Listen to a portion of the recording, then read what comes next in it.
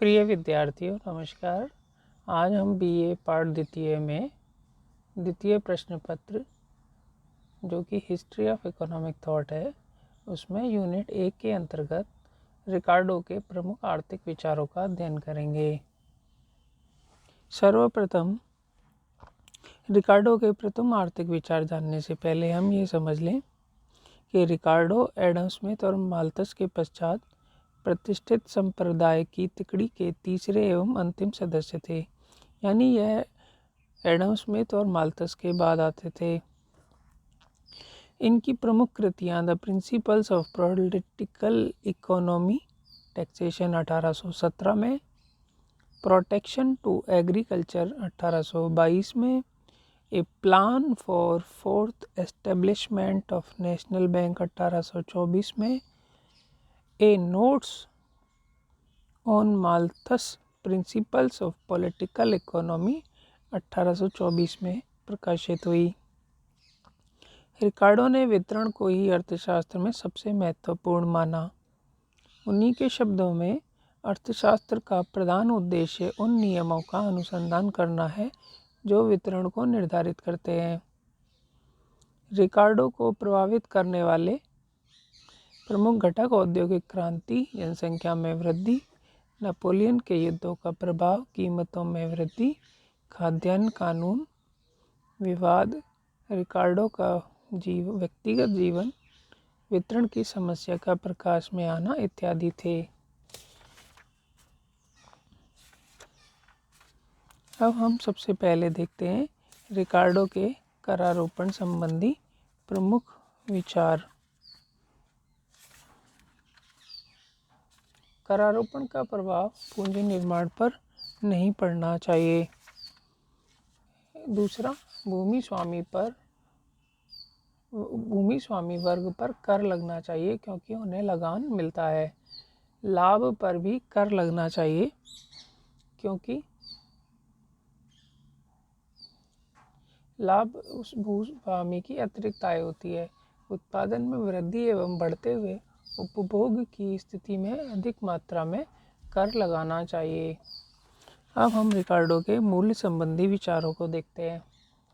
किसी वस्तु के विनिमय मूल्य को ज्ञात किया जा सकता है परंतु उपभोग मूल्य को ज्ञात नहीं किया जा सकता।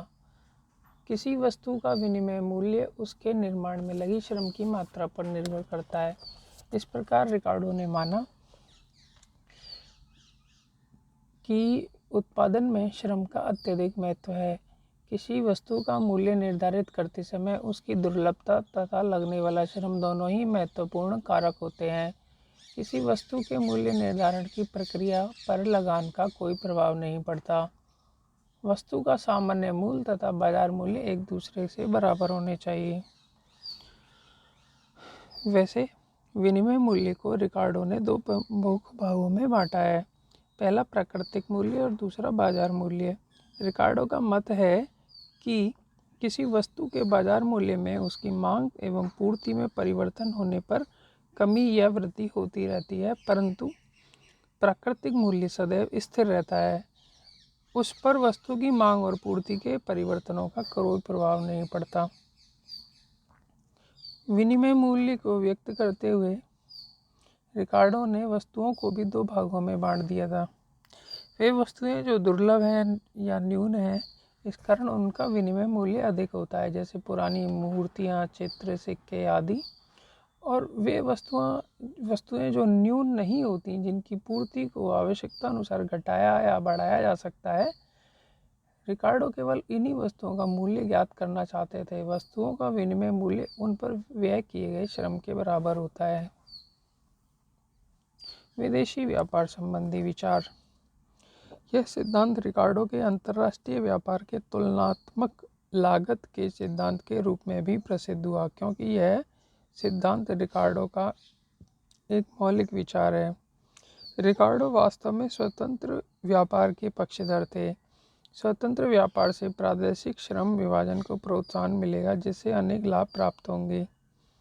स्वतंत्र व्यापार के कारण विदेशों से खाद्यान्न का आयात करके लगान की दर, खाद्यान्न की कीमतें व मजदूरी की दर को बढ़ने तथा लाभ की दर को घटने से रोका जा सकेगा।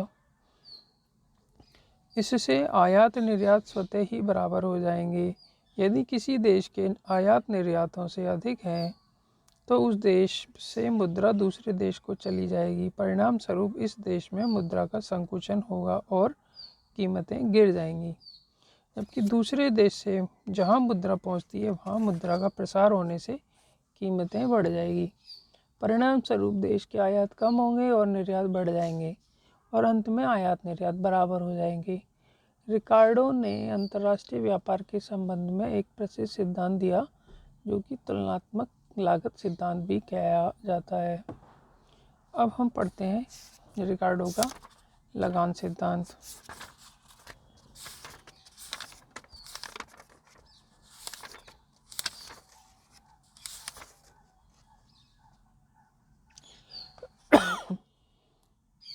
रिकार्डो की सबसे बड़ी देन वास्तव में लगान सिद्धांत ही कहा जाता है। रिकार्डो के अनुसार भूमि स्वामियों को एक लगान एक प्रतिफल के रूप में दिया जाना चाहिए, क्योंकि भूमि में प्राकृतिक रूप से उत्पादन क्षमता होती है। अधिक उत्पादन क्षमता वाली कृषि भूमि को अधिक लगान मिलता है, जबकि कम क्षमता वाली को कम। लगान की परिभाषा के रूप में कुछ मान्यताएं प्रचलित हैं या परिभाषाएं प्रचलित हैं, जैसे लगान भूमि की उपज का वह भाग है जो भूस्वामी को भूमि की मौलिक एवं अविनाशी शक्तियों के प्रयोग के बदले दिया जाता है। दूसरा, भूमि के विभिन्न टुकड़ों पर समान मात्रा में श्रम एवं पूंजी लगाने से उपज का जो अंतर मिलता है वही लगान होता है। लगान क्यों दिया जाता है?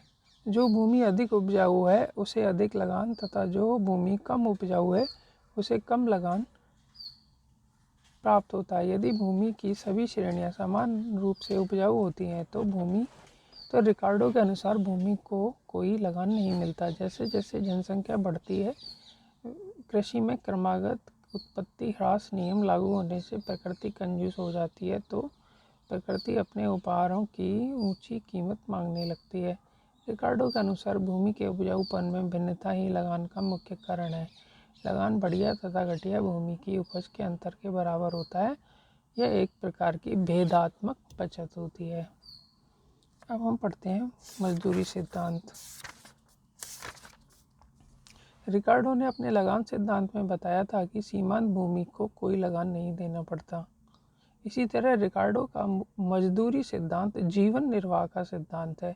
इस सिद्धांत का सर्वप्रथम एडम स्मिथ ने विचार दिया, उसके बाद माल्थस ने इसे मान्यता दी तथा कर्नल टॉरेंस ने इसको व्यवस्थित रूप से प्रतिपादन किया।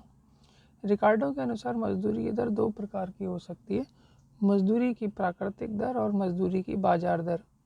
मजदूरी की प्राकृतिक दर उस मूल्य के बराबर होती है जो मजदूर तथा उसके परिवार के जीवन निर्वाह के लिए पर्याप्त होती है। दूसरे शब्दों में, मजदूरी की यह दर श्रमिक परिवारों के जीवन निर्वाह व्यय के बराबर होती है। दूसरा, मजदूरी की बाजार दर। यह वह प्रचलित या वास्तविक दर है जिस पर श्रमिक अपना श्रम बेचते हैं। इस दर का निर्धारण श्रम की मांग व पूर्ति की दशाओं से होता है और इस दर की प्रकृति प्राकृतिक मजदूरी दर के निकट रहने की होती है। आशा है आपने रिकार्डो के आर्थिक विचारों से संबंधित विभिन्न बिंदुओं का अध्ययन यहाँ किया होगा। आगामी वीडियो में हम किसी अन्य आर्थिक विचारक के बिंदुओं का अध्ययन करेंगे।